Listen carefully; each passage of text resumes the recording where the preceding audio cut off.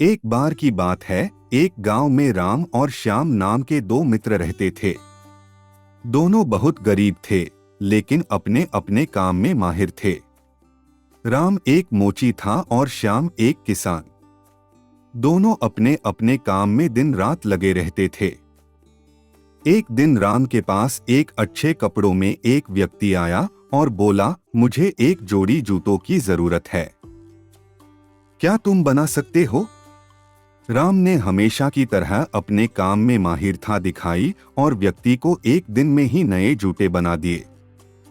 वहीं दूसरी तरफ श्याम अपने खेत में दिन रात मेहनत कर रहा था, पर फिर भी फसल अच्छी नहीं हो रही थी।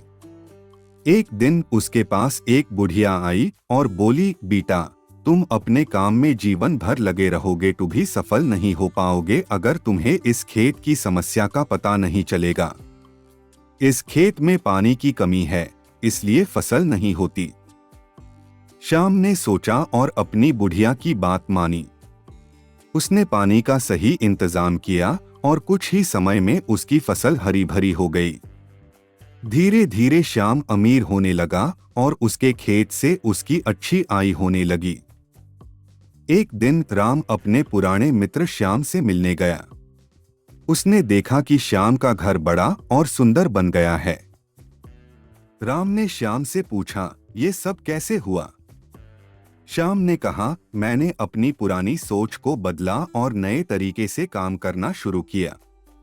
समस्या को समझने के बाद उसका हाल निकलना सबसे जरूरी है। राम ने भी श्याम से सीख ली और अपने काम में नए नए तरीके अपनाए। धीरे धीरे राम भी सफल होने लगा। इस कहानी में हमको यहाँ सीखने को मिलता है, जीवन में समस्याओं का समाधान तभी होता है जब हम पुरानी सोच को छोड़कर नए तरीके अपनाते हैं और समस्या को समझने का प्रयास करते हैं।